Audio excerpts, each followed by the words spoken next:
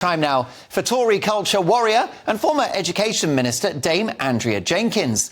And Somerset Council has provoked outrage after rebranding new and expectant mothers as new and expectant parents in official guidance. That's right, they've axed the word mother. This guidance aimed at staff who've given birth or are breastfeeding, despite only biological women being able to give birth or breastfeed.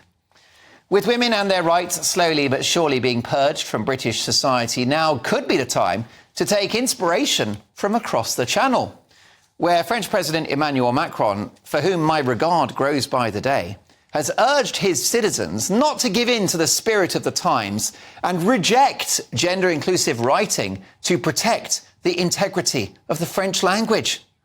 Blimey, why don't we put Emmanuel Macron in charge of Britain? I never thought I'd say that before. Andrea Jenkyns, lovely to have you on the show. Dame Andrea, of course. As Somerset Council ditches the word mother, another insult to women. I think it's yet more bonkers decisions on the lefty woke wagon, Mark.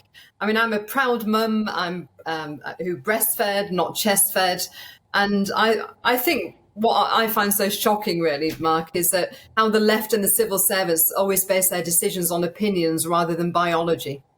Indeed so. That's the problem. And the facts don't care about your feelings, do they? Why does this language matter so much? Why is it important, Dame Andrea, that the word mother belongs to women only?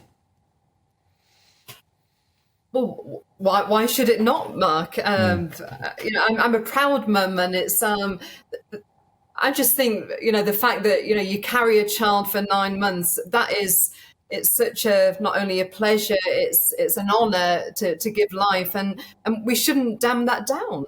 No. I'm so proud to. I'm not a feminist at all. I'm a meritocrat, but the fact is, I'm proud to be a mum.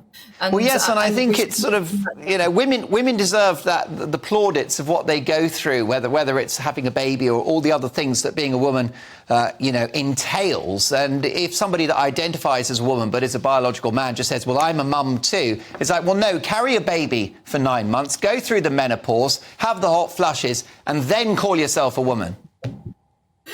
Absolutely, yeah. I mean, I've got no problem if you know, people want to call themselves a trans man, trans woman. I think whatever makes people happy in life is short. But there's only actually one mother, and that's, you know, a female who gives birth, or to me, also a female who adopts as well is a mother as well. But what I want to see really is, I don't understand why the left are so ashamed of motherhood, or why they're not proud, you know, to be women. And I think it's about time the government, I know Rishi and a few others have been taking a stand, but really take a stand for common sense. And what Macron's done is fantastic. Well, it is. And listen, this guy, he grows in my estimation every day. A few weeks ago, he said in an interview regarding mass migration, France cannot accept the misery of the world. This guy is starting to talk some common sense. Oh, he's starting to think that it's probably is needing to change his stance if he wants more votes, Mark. Probably right. Listen, Dame Andrea, we've seen biological men participating in women's sport, double rapists accommodated in female prison. Has this gender madness reached the point of no return? Will we ever get back to normal where women are women and men are men, or is that moment gone? I think we will return to that, but this has been a campaign for over a decade. I think I said on your show last week, Mark, how even when I was a candidate back in 2013, the lobbyist on the whole trans agenda.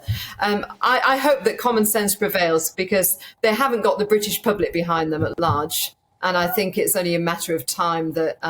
And let's face it, the British public have got more important things to think about, you know, paying their way in life. We've seen mortgage rates, interest rates go up. You know, there's far more important things than this to focus on.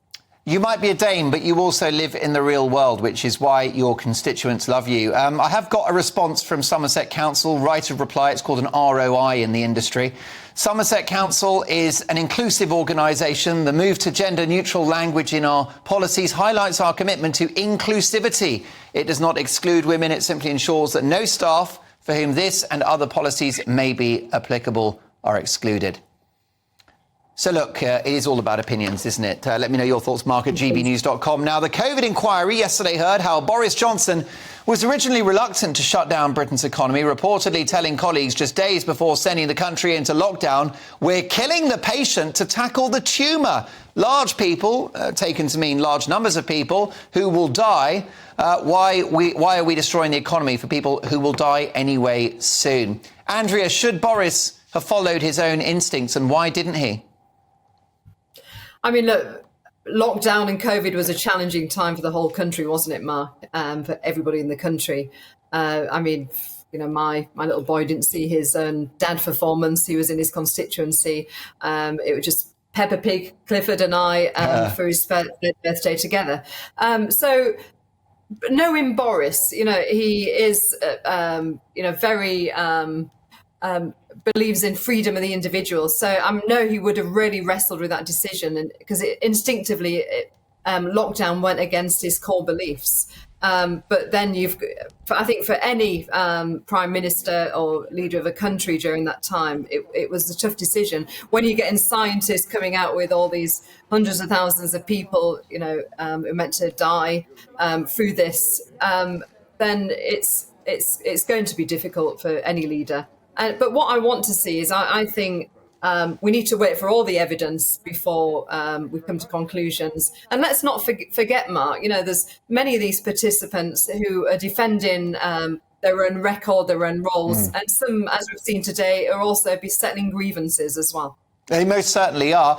Listen, his reputation has received a pummelling today, not least from his former chief advisor, Dominic Cummings, describing him as unfit to be Prime Minister, a trolley, completely changing direction all the time.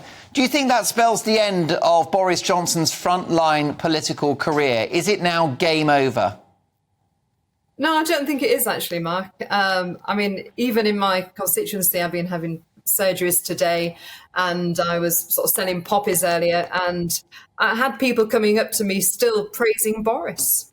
So he's got that magic touch, and he speaks as he finds, and some people like him, some don't, but he is who he is, Mark. What was your reaction when you heard the news, the bombshell news, that Boris Johnson is to become a presenter on GB News?